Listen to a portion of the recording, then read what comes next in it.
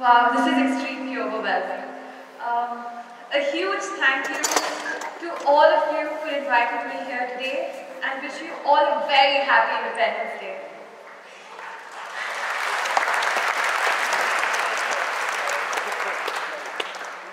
So, not very long ago, about 4 years to be exact, I attended my first and last Model United Nations as a delegate. The power of this community always made me want to be a part of it, but I just was never as good as you guys.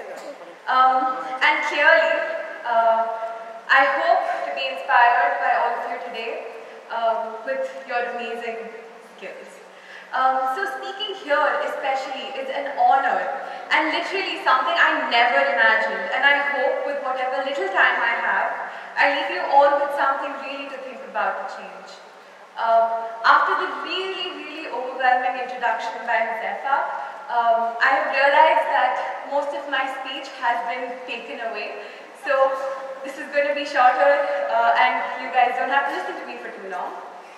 And so I've been told that there are people from countries across the globe here, and this time's conference is focusing very closely on sustainable development of our planet, and its purpose makes me elated.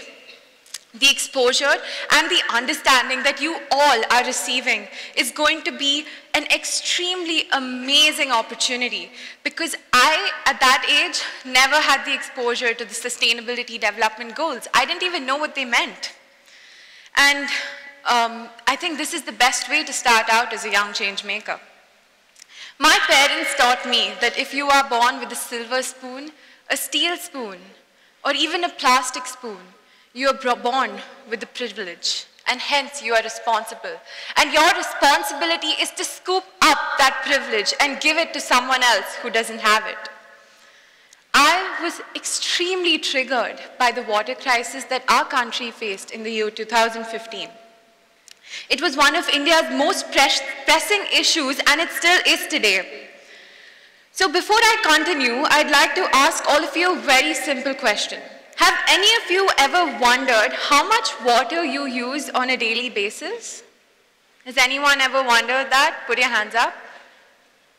That's a couple of hands. I'm glad to see that. And do you know where that water comes from? Does anyone know where it comes from? That's even fewer. So I'd like to introduce you to some people who barely get enough water to drink every day, and moreover are struggling, walking miles and fighting systems to obtain this resource that we easily consume without even moving a finger. The two biggest factors that cause this uneven distribution of resources is the exploitation of water by the privileged, and of course, climate change. To me, it feels like our negligence and wants are fulfilled at the cost of other people's lives, almost as if we were killing them. And I'm not really surprised when they say that human existence is parasitic. The smallest of the ways in which we waste water every day account largely to this resource running scarce. And my research in this field led me to understand the huge gap that lies between the water procuring and the consumption habits in both urban and rural areas. And honestly, this is the only research I ever did, which is probably why I could never make it to MUNs like you guys. And in this process of reading, there was something that completely shocked me, and Josefa shared. 14 million liters of water is wasted every year simply in the water that we leave behind in glasses at restaurants. And this highlights one of the several trivial ways in which we waste water. Leaving the tap running unnecessarily, taking long showers, drinking a few sips of water from a plastic bottle and throwing away the rest are just some of those ways, and I have barely scratched the surface. So I started discussing this with people around me and trying to call for action, but in vain. People told me to focus on my studies and said that all this could wait, but I could see things turning bleak. The planet was falling terribly sick and definitely wasn't going to wait for me to get a degree, a job, or have kids and then finally scream, "Garvita, now I'm starting to degrade, so please come and save me." So stuck amidst all of this, as a 15-year-old, the most positive decision that I could take was to raise my voice for this issue. And that led to the birth of my initiative, Why Waste? It wasn't easy, mind you. I had friends mocking me saying, why are you wasting your time with why waste? And most of them would just be like, oh, we're too young to come up with solutions for problems. But the intensity of this issue was more than enough to keep me going. And I wanted to do something to help change, make a difference, no matter how big or small it was. And soon enough, I learned that you're never too young to change, because sometimes your voice is all that you need and your words are all that matters. So I started visiting restaurants, most of which were, mind you, reluctant to take advice from a 15-year-old. Back then, I made it my goal just to convince a few restaurants around me and to start taking action to prevent the wastage of water. So the goal was about 10. Today, I'm really proud to share that Why Waste is an international organization that provides simple solutions to solve the global water crisis. With our optimistic approach to water, our key initiative, Glass Half Full, has today spread to over 1 lakh restaurants across this country and several more globally. Thank you. And the most beautiful part of this initiative, honestly, is that it's living a life of its own. It has helped us induce an optimistic mindset towards water, and it saves 50%. Guys, 50% of the water that was being wasted earlier, so that's half. And it wasn't an easy win, mind you. It took us months of understanding and convincing to achieve this result. Our concepts are open sourced, and although they are trademarked, we're really proud to see governments, corporations, schools, cities as a whole take up these concepts and make it an important part of their change. And really, this taught me that the most important part of being a change maker is to let your ideas belong to the world. And it also taught me that your capabilities lie beyond your capacity to believe in them, because I never thought that 10 could go from like a 10 to a lakh.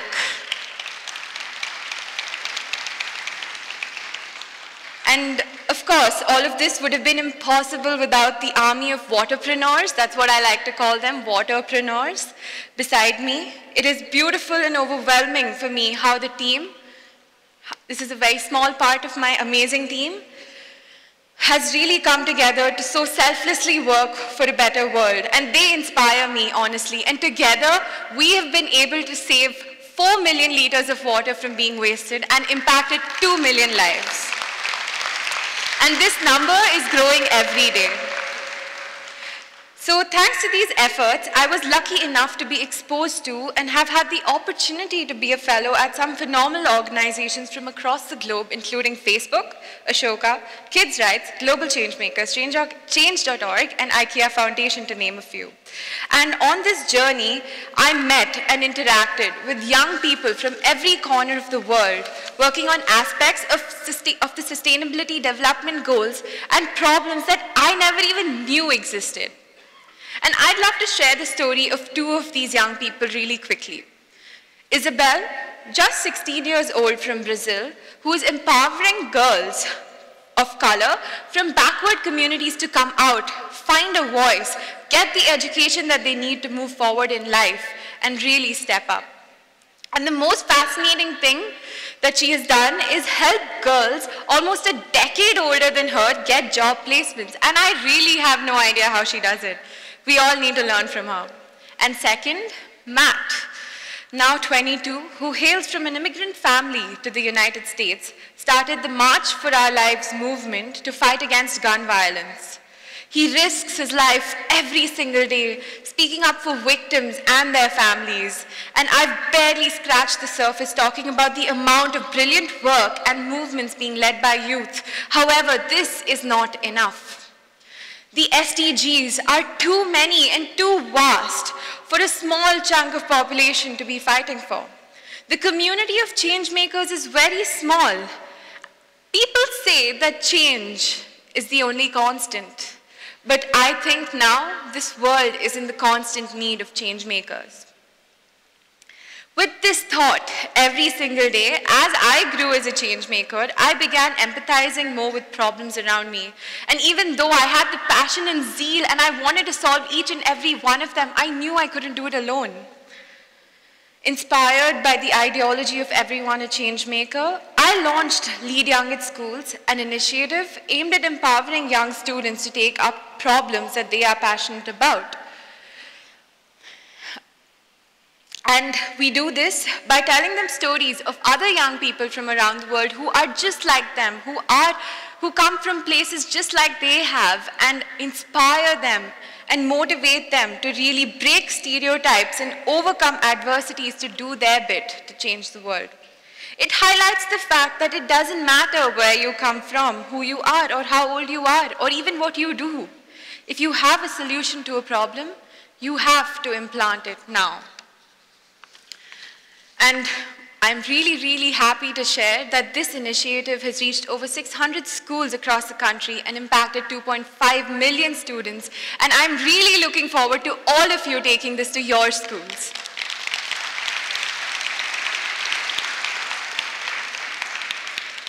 When you are born, your life is like an empty canvas. The colors you choose and the strokes you paint describe your choices and paths in life. And in the end, the painting defines your journey. So choose the most impactful strokes and the beautiful colors and make sure that picture is worthwhile. Live to be a memory in someone's head and not on a 128 GB device. And I know that if you are here today, you are someone who wants to leave your mark in the world, who wants to have a story that inspires, that will be remembered, a story that changes the world. And if each of our story becomes a change-making story, no one is stopping us from achieving the SDGs together. The world needs us now. Our parents aren't going to live to see the end of the world, but we are. Change always seems impossible until it's done. There's a million reasons not to do something, but there is only one reason to do it. And it is your choice to find that one reason. Use those amazing research and policy-making skills that each of you I know in this room have. Bring them to the bigger picture and come join us in changing the world. It can be as simple as starting in your own community. You never know how far that can go. I mean, I certainly went from barely 10 restaurants to 1 lakh, so nothing is stopping any of you guys. Change clearly and most definitely starts at home. The biggest success of this conference would be to bring to life every single resolution passed in your committees, to get everyone involved, and to have each of you pick that one problem or that one thing you've always wanted to change. Collaborate, go back, and begin now.